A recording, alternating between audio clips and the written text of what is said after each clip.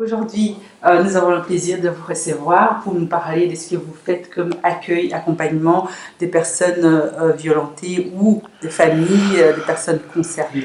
Voilà, je vous laisse la parole. Merci. Par rapport au sujet du jour, donc violence aux femmes, ce que nous pouvons dire, nous ne travaillons pas spécialement pour ces cas-là, mais par contre, comment est-ce que nous arrivons à gérer les dossiers qui nous viennent, soit de nos partenaires, soit via notre numéro gratuit, soit via le service de prévention dont on découle. Les gens viennent dans le cadre de la médiation et nous, on reste à cheval sur les principes, sur les fondamentaux de la médiation. Si on revisite la définition même de la médiation, nous trouvons par exemple le processus, la construction ou la reconstruction du lien, la responsabilisation et l'autonomisation. Donc, pourquoi je parle de la responsabilisation et de l'autonomisation? C'est parce que les gens qui viennent ne viennent pas chercher des solutions chez nous. On les amène à apporter leurs propres solutions. Lorsque les gens viennent chez nous, la relation de confiance est plus vite établie parce qu'effectivement, il y a toujours cette crainte un peu de l'autorité et on peut comprendre que dans les milieux ici, dans les milieux urbains, parfois on ne fait pas confiance à la police, on a peur de la police et qu'effectivement, donc les gens sont peut-être plus à l'aise avec nous que dans un commissariat. Et quelque part, oui, on a plus de facilité à aborder certains sujets aussi. La personne, peut-être ne se sentira pas jugée lorsqu'elle va se confier à nous. Et vous recevez combien de personnes par an? Comme ça, moi, de donner un chiffre, c'est difficile. Mais... on a dégorgé la police de 3550 appels par an, ce qui est tout à fait énorme. Et à côté de ça, il y a les gens qui viennent comme ça, oui, directement, soit par notre voie donc, téléphonique, soit parce qu'ils nous ont vus passer dans la rue, soit parce qu'ils nous ont vus au marché, soit parce qu'ils ont lu quelque part.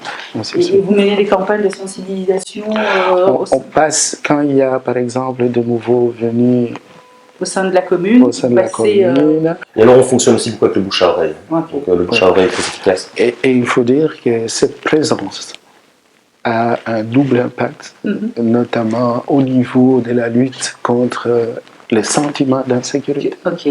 Les gens qui viennent nous voir, et ils ne se sentent pas jugés, ils n'ont pas... Parce que, bon, si on est dans le jugement, le juge le fait déjà très bien. Et ici, les gens peuvent parler librement, et le seul moment où on peut sortir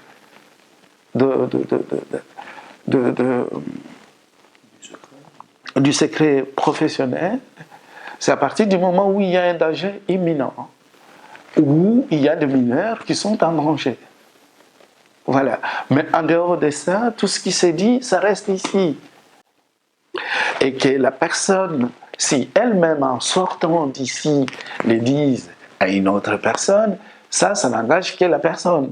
Par rapport aux auteurs de violences intrafamiliales, qu'est-ce que vous faites? On parle auteur victime.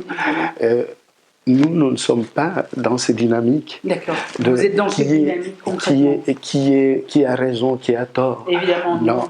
Nous sommes dans les dynamiques d'écoute, d'accompagnement et d'apporter une aide aux personnes qui viennent nous voir. Qu'ils soient victimes, qu'ils soient auteurs. Notre objectif n'est pas de les juger. Justement, comme mon collègue l'a expliqué auparavant, c'était de faire comprendre déjà à la personne quel est son problème, essayer de lui faire prendre conscience quels sont ses moyens à sa disposition, et c'est à elle de faire ce choix.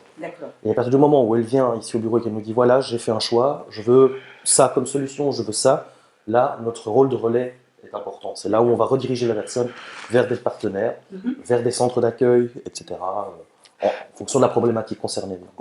Légalement, la police ne peut pas dire aux gens vous êtes obligés d'aller voir telle structure. Mais par contre, la police a nos leaflets. Quand il y a des cas de violence dans la maison, ils désamorcent la tension tout de suite, ils remettent notre leaflet pour un travail de fond.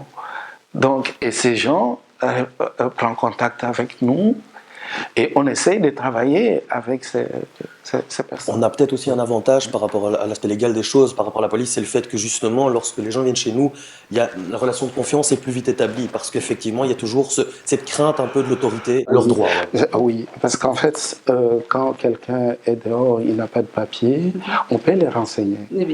Voilà, on peut les aiguiller. Par exemple, il peut être malade, il ne sait même pas qu'il y a des infirmiers qui sillonnent nos rues, oui, pour soigner. Donc vous avez une information utile aux personnes qui viennent nous voir, Exactement. Et on leur donne un peu de dignité. Le fisc est le fait de les demander de venir jusqu'ici, de prendre un café.